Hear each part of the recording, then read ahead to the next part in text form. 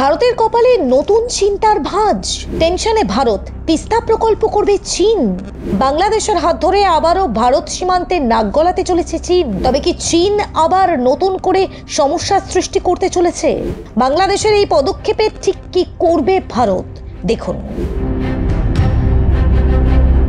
ভারত পাকিস্তানের সম্পর্কের মতো দক্ষিণ এশিয়ার বাংলাদেশের জল সংকট এবং তিস্তা নদীর জলবন্টন একটা অতিরিক্ত জটিল এবং সূক্ষ্ম কূটনৈতিক সমস্যার সৃষ্টি করেছে। ভারত এবং বাংলাদেশ দুই প্রতিবেশী দেশ হলেও তাদের মধ্যে জলবন্টনের সমস্যাগুলো দীর্ঘদিনের।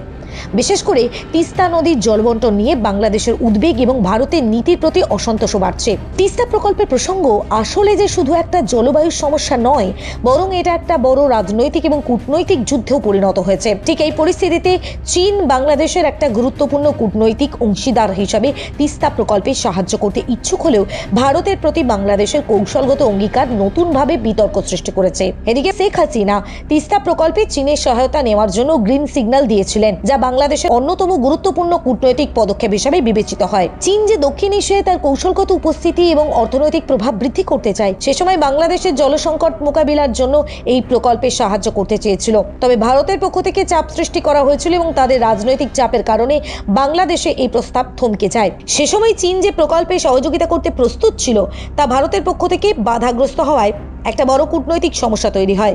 এটির পরিপ্রেক্ষিতে ঢাকা বেইজিং সম্পর্কের মধ্যে এক ধরনের অস্থিরতা এবং চীনের সঙ্গে বিরোধ সৃষ্টি হয়। চীন যে দীর্ঘদিন ধরে বাংলাদেশ উন্নয়নে সহযোগিতা এবং কূটনৈতিক বন্ধু হিসেবে কাজ করছে, তারা এই ঘটনা দেখে হতভম্ব হয়ে পড়ে। চীন মনে করেছিল যে বাংলাদেশের প্রধানমন্ত্রী শেখ হাসিনা তিস্তা প্রকল্পের জন্য চীনের সাহায্য গ্রহণ করবেন, কিন্তু হাসিনা সরকারের সিদ্ধান্তে ভারতকেই প্রধান অংশীদার হিসেবে বেছে নেওয়া পদক্ষেপকে চীন বেশ অবাক এবং হতাশাজনক মনে করে। একদিকে হাসিনা সরকারের এই পদক্ষেপের পর এক নতুন পরিস্থিতি সৃষ্টি হয়, যখন বাংলাদেশের রাজনৈতিক অস্থিরতা বাড়ে। ছাত্র জনতার অভ্যুত্থান এবং সরকারের পতন ঘটে, যা বাংলাদেশের অভ্যন্তরীণ রাজনীতি এবং শাসন ব্যবস্থায় এক বড় পরিবর্তন আনে। ঠিক এই অস্থির পরিস্থিতির মধ্যে হাসিনা সরকার ভারতের সাথে ঘনিষ্ঠ সম্পর্ক বজায় রাখার সিদ্ধান্ত নেয়, যা চীনকে আরও হতাশ এবং অপ্রত্যাশিত পরিস্থিতিতে ফেলে দেয়।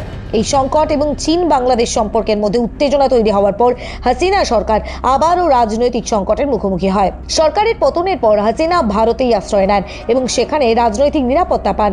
তিস্তা প্রকল্পের বিষয়টি দীর্ঘদিনের জন্য অমীমাংসিত হয়ে যায়। বাংলাদেশের কূটনৈতিক সম্পর্কের মধ্যে এটা একটা জটিল এবং ঝুলন্ত ইস্যুতে পরিণত হয়।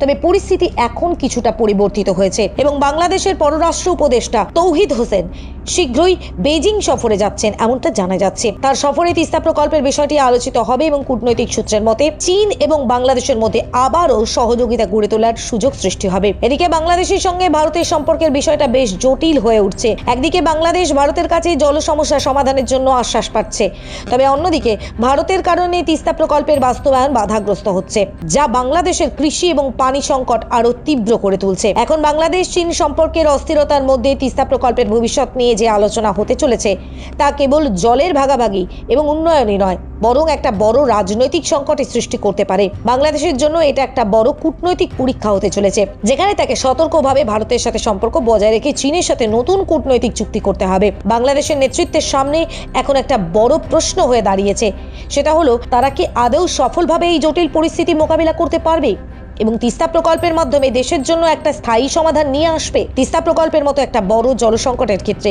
কূটনৈতিক বিচারের চেয়ে রাজনৈতিক বাস্তবতা অনেক বেশি প্রভাবশালী। ব্যুরো রিপোর্ট, প্রথম কলকাতা।